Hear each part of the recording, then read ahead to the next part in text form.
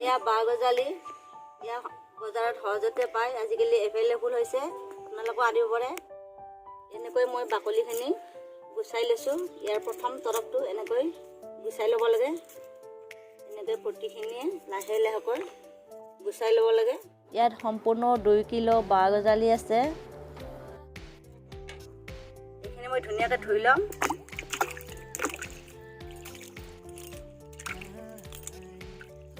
এনেকৈ অকণমান ভালদৰে ঘূৰি ধুব লাগিব। এতিয়া মই এইখনৰ লগত সৰু সৰুকৈ ৰুকি ল'ম। মই এনেকৈ ৰুকি লৈছোঁ। মই এইখিনি এনেকৈ সৰু সৰুকৈ ৰুকি লৈছোঁ। এইখিনি আৰু ইয়াৰ বাকীখিনি মই এনেকৈ সৰু সৰুকৈ ৰুকি ল'ম। এতিয়া মই একমুখ পানী ঢালিছোঁ। বাঁহ গজালিখিনি ৰুকা হৈছে। এইখিনি মই এতিয়া ইয়াত এনেকৈ ভিজাই থৈ দিম।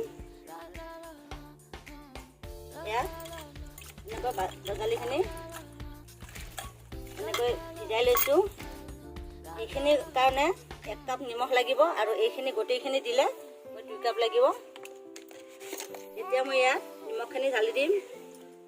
আধা কাপ দিছোঁ বৰ্তমান। গোটেইখিনি বাঁহ গজালি ৰুকা হৈ গ'ল সম্পূৰ্ণ। ইয়াতে মই সম্পূৰ্ণ 2 কাপ নিমখ দিছোঁ। এতিয়া এইখিনি এনেকৈ পানী দিছোঁ। এনেকৈ মই 3 দিন ঢাকি থৈ দিম। তাৰপাছত বাকীখিনি দেখুৱাম।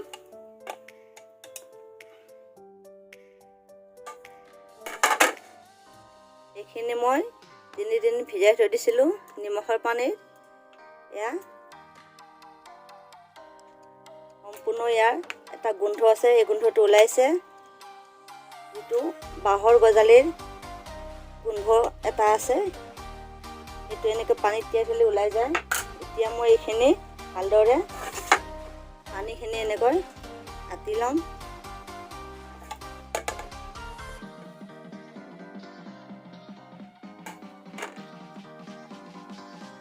এনেকৈ মই গোটেইখিনি পানীখিনি আঁতৰাই ল'ম।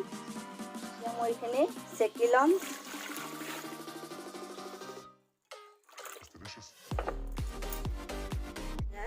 এইখন ওলাইছে, এইখনো মই ভালদৰে এনেকৈ চেকি ল'ম।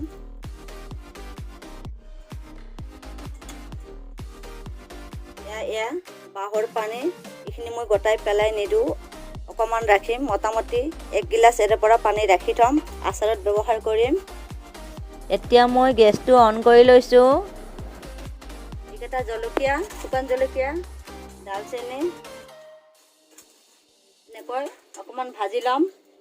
জুইটো সদায় কমাই দিব, নহ'লে মছলাখিনি ক'লা হৈ যাব।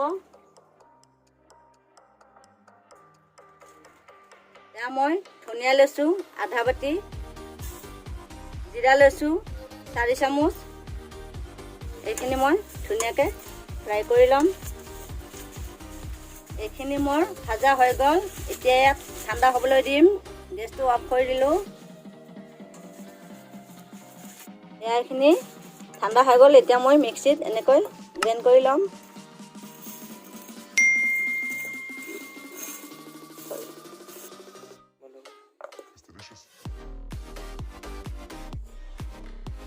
এয়া মোৰ পিছা হৈ গ'ল।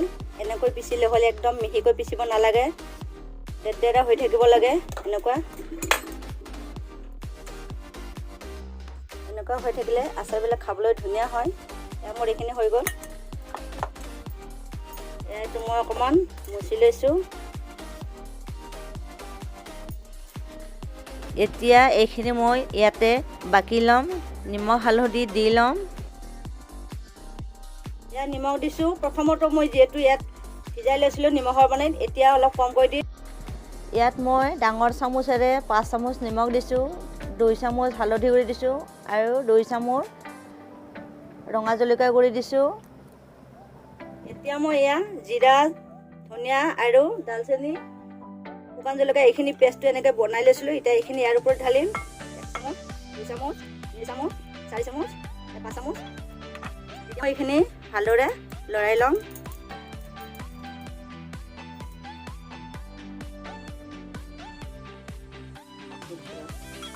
আকৌ 2 চামুচ দিছোঁ। এতিয়া মই এইখিনি এনেকৈ ভালদৰে লৰাই ল'ম। এয়া এবাটি সৰিয়হ, এইখিনি মই ভালদৰে পিচি ল'ম। এয়া মোৰ সৰিয়হ পিছা হৈ গ'ল। এতিয়া দিছোঁ 1 চামুচ, 2 চামুচ, 3 চামুচ, 4 চামুচ, 5 চামুচ, 6 চামুচ দিছোঁ। সৰিয়হ দিলে আচাৰ খাবলৈ বহুত ধুনীয়া হয়। এতিয়া মই এইখিনি আকৌ এবাৰ ভালদৰে লৰাই লৈছোঁ।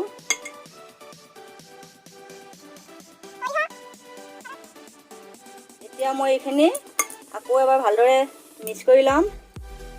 এয়া মই এদিন ৰ'দত দিছোঁ, দ্বিতীয় দিনত এনেকুৱাকৈ আকৌ এবাৰ লৰাই লৈছোঁ। এয়া মই ভিনেগাৰ 1 বাটি দিছোঁ। আপোনালোকে নেমু ৰসো দিব পাৰে চেপি, আৰু নিদিলেও নাই, একো নহয়। ভিনেগাৰ দিলে আচাৰটো বহুত দিনলৈ ভালে থাকে। এতিয়া মই এইখিনি এনেকৈ আকৌ 2 দিন ৰ'দত দিম, নহ'লে ফেনৰ তলতো দিব পাৰে। গেছটো অন কৰি লৈছোঁ। তেল গৰম কৰিম অলপ। এতিয়া মই সৰিয়হৰ তেল দিছোঁ। তেলটো গৰম কৰি ল'ম। এতিয়া মই বাঁহ গজালিখিনি ৰ'দত দিছিলোঁ, এনেকুৱা হৈছে। এতিয়া মই ইয়াৰ পৰা ইয়াত অকণমান বাকি ল'ম। আচাৰ বহুতখিনি হৈছে। এতিয়া মোৰ তেলখিনি গৰম হৈছে, চাই লৈছোঁ, কেইটামান জিৰা দিছোঁ। এতিয়া তেলখিনি গৰম হৈ গৈছে, ঠাণ্ডা হ'বলৈ দিছোঁ। গেছটো অফ কৰি দিছোঁ। এয়া শুকাই থৈছিলোঁ ভোট জলকীয়াখিনি ইয়াত একেলগে মিক্স কৰি দিছোঁ।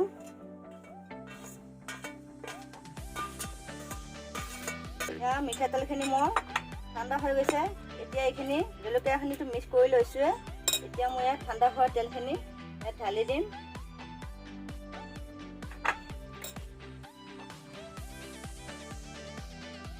আৰু অকণমান দিছোঁ, বেছি নিদিওঁ, যিহেতু মই আৰু আগৰ বাৰটেঙাৰ পানীখিনি থৈ দিছিলোঁ, তাতো অকণ দিব লাগিব।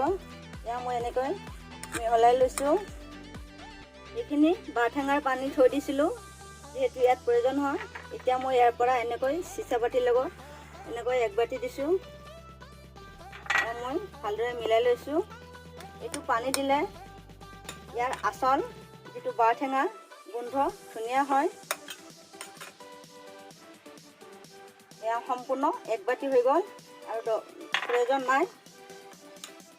এয়া সম্পূৰ্ণ বাঁহটেঙা আচাৰ ৰেডি হৈ গ'ল। আপোনালোকেও এনেকৈ বনাই খাবচোন বাঁহ গজালিৰ আচাৰ। বাঁহ গজালিৰ আচাৰ বহুতেই টেষ্টি হয়। ভাতৰ লগত এনেও অকণমান আচাৰ হ'লে ভাতখিনি খাই ভালে লাগে। তো এইখিনি এনেকৈ বনাই লৈছোঁ।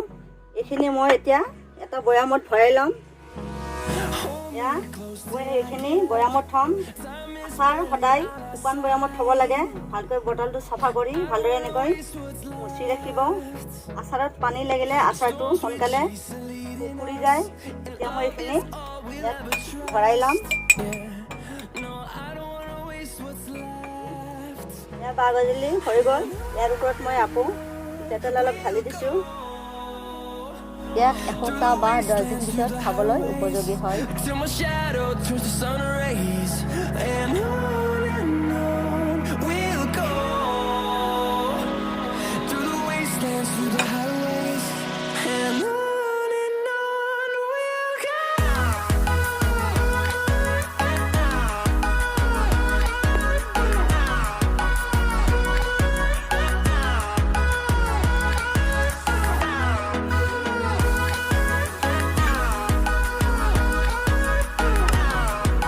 ভিডিঅ'টো যদি ভাল লাগে লাইক, শ্বেয়াৰ আৰু ছাবস্ক্ৰাইব কৰিবলৈ নাপাহৰিব।